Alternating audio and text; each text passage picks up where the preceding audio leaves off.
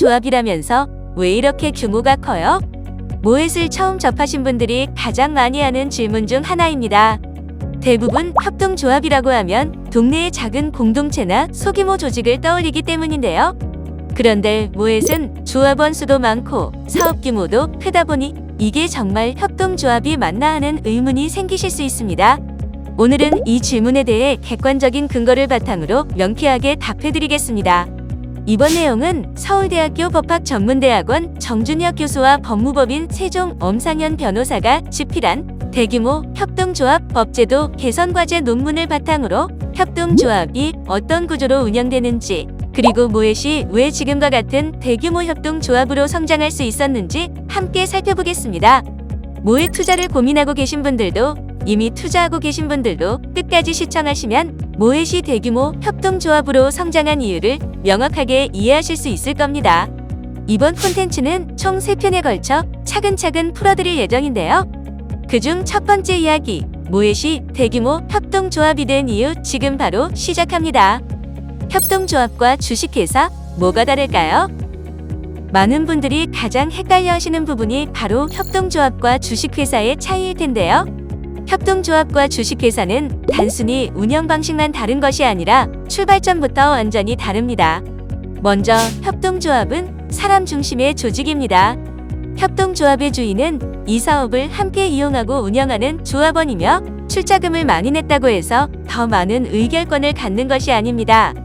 즉, 얼마를 출자했는지가 아니라 조합원이라면 누구나 동등한 권리를 갖는 것이 협동조합의 가장 큰 특징입니다. 단, 의결권과 달리 수익은 사업이용 실적, 납입 출자액을 기준으로 배당합니다. 반면 주식회사는 자본 중심의 조직입니다. 주식회사는 돈을 투자한 주주가 주인이며 보유한 주식 수만큼 의결권을 가집니다.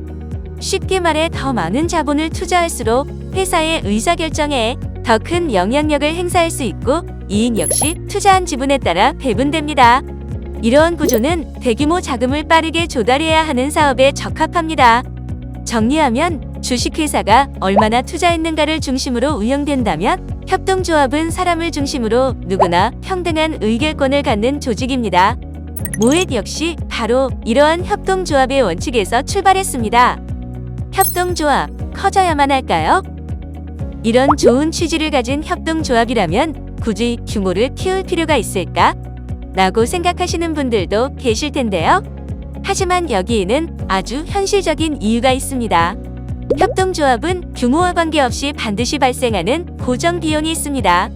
사무실 운영비, 회계 처리 비용, 인건비 등은 조합의 규모가 작다고 해서 줄어드는 비용이 아니기 때문입니다. 실제로 국내 협동조합의 상당수는 순자산 5천만 원 이하의 영세한 규모이며 적지 않은 곳이 자본 잠식 상태에 놓여 있습니다. 또한 협동조합 기본법 시행 이후 설립된 협동조합 가운데 절반 이상이 이미 운영을 종료했다는 조사 결과도 있습니다. 즉, 협동조합도 지속적으로 운영되기 위해서는 일정 규모 이상의 경쟁력을 갖추는 것이 매우 중요합니다. 실제로 규모를 키우는데 성공한 협동조합들은 경쟁력에서도 차이를 보여주고 있습니다. 한살림과 아이쿡 같은 대형 생활 협동조합은 여러 조합을 하나의 네트워크로 묶어 대량 구매와 물류를 효율화하면서 비용을 크게 절감했고 대형마트와 경쟁할 수 있는 기반을 마련했습니다. 농협 역시 1970년대 약 2만 개에 달하던 소규모 조합을 약 1,500개 수준으로 통합하는 합병을 거치며 대형화에 성공했습니다.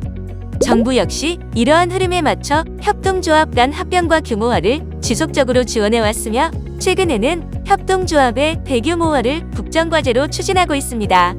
결국 협동조합의 대형화는 단순히 규모를 키우기 위한 것이 아니라 지속가능한 운영과 경쟁력을 확보하기 위한 현실적인 선택이었던 것입니다. 모эт이 대규모 협동조합으로 성장한 배경에도 이러한 현실적인 과제가 있었습니다. 태양광 발전소를 지속적으로 구축하고 운영하려면 대규모 자금이 필요합니다. 하지만 협동조합은 주식회사처럼 주식을 발행하거나 금융시장을 통해 자유롭게 자금을 조달하기 어렵습니다. 또한 협동조합 기본법상 금융보험업을 영위할 수 없는 등 자금 조달 방식에도 제약이 있습니다. 즉, 사업을 안정적으로 확대하기 위해서는 협동조합만의 방식으로 규모를 키우고 자금을 모으는 구조가 필요했던 것입니다. 모의 또 처음에는 작은 협동조합이었습니다. 이처럼 협동조합은 사업에 필요한 자금을 마련할 때 무엇보다 조합원의 참여를 가장 중요한 기반으로 삼습니다. 새로운 조합원을 모집해 출자금을 모으거나 조합원들로부터 자금을 조달하는 방식으로 사업에 필요한 자본을 확보하면서 자연스럽게 규모를 키워 나가는 것입니다. 햇살그린 협동조합 역시 처음부터 지금과 같은 대규모 협동조합은 아니었습니다.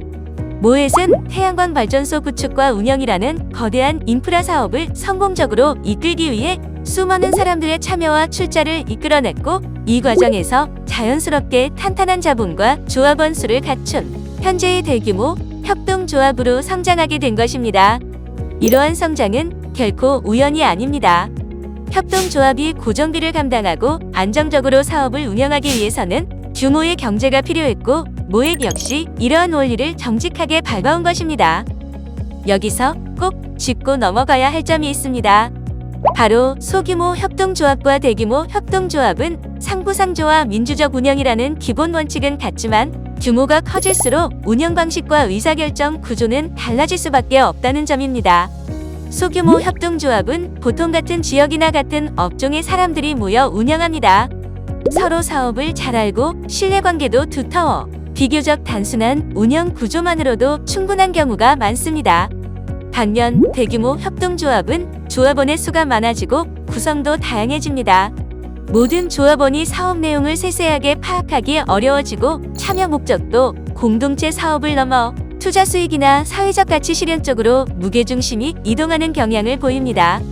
즉, 단순히 조합원이 많아진 것이 아니라 조직의 성격 자체가 달라지는 것입니다. 그렇기 때문에 대규모 협동조합에는 그 규모에 걸맞은 의사결정 구조와 조합원 보호 장치가 필요합니다. 만약 소규모 협동조합을 기준으로 만들어진 제도를 그대로 적용한다면 조합원의 권익을 충분히 보호하지 못하는 등 현실적인 한계가 발생할 수 있기 때문입니다. 그렇다면 대규모 협동조합에는 어떤 제도와 법이 필요할까요? 다음 영상에서는 현재 논의되고 있는 제도 개선 방향을 함께 알아보겠습니다. 세상에 없던 에너지 플랫폼 모햇.